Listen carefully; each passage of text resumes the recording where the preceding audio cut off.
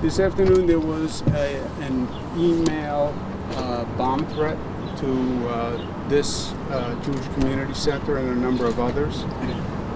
And the building was evacuated.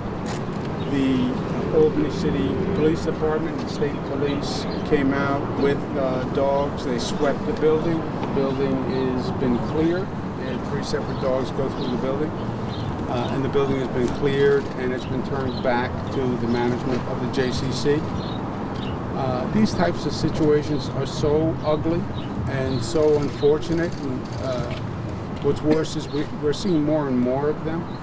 We've had about 42 incidents of anti-Semitism in this state in just the past couple of months.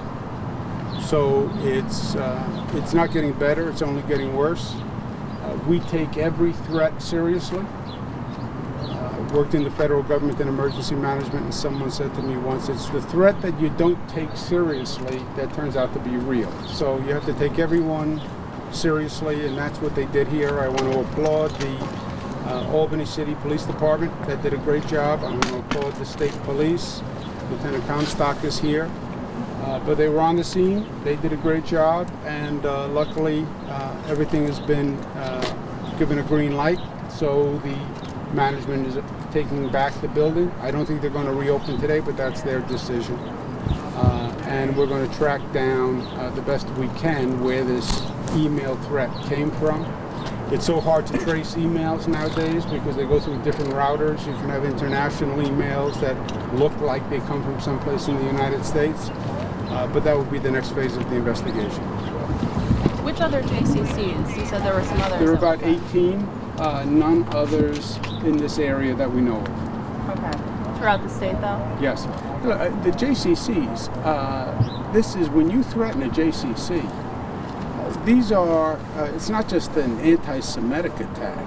You have children who go to the JCC, you have gym facilities here.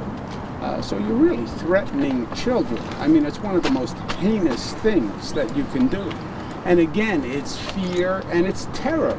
That's all it is. It's terror. They had about 100 people in the building, and the building had to be evacuated, and the management had to go through the building and say, we're evacuating the building because there's a bomb threat. Just imagine how that makes you feel.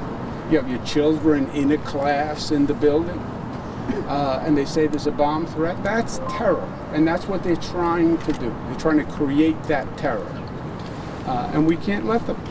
And for the Jewish community in the Capital District, this was a terrible, unfortunate incident, but it in no way reflects how people feel about the Jewish community in the Capital District or in this state.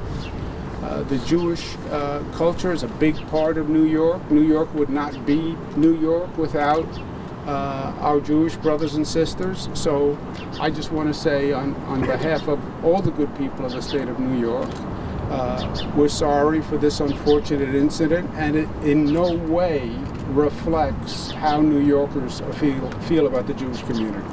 You said there have been 42 incidents of anti-Semitism already. It's not even March. How can people of this faith know that they're safe when they go to worship? Well, look, first of all, it's not just anti-Semitism, right? There's a contagion of hate all across this country. The number of anti-African American attacks is up. The number of KKK groups and activity is up. The number of incidents against the LGBTQ community are up. So it's a virus all across this nation. The way people are worried about the coronavirus, which we're watching in this state, there's also a virus of hate, and it's spreading quickly. And unfortunately, this state has also been infected, as hard as that is to believe, because New York, we're all about diversity, right? This is one of the most diverse states in the United States. But no state is doing more to combat anti-Semitism than this state. We proposed a new law called the Domestic Terrorism Law. We're actually funding security at Jewish schools and Jewish programs, as well as other faiths. We have a aggressive effort to educate our young people so they understand how beautiful a thing diversity is, and they understand different cultures. So you don't fear what's different, you actually embrace the differences, and that's what makes New York, New York.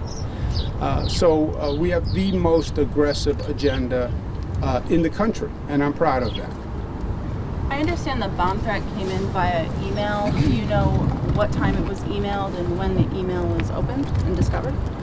It was, what would you say, I have Mike Copey here, who's head of emergency management, and Lieutenant Comstock. It was a couple of hours ago. What time was it? A little over an hour ago, after 11:30, bomb threat came in, that we were notified that it was received via email.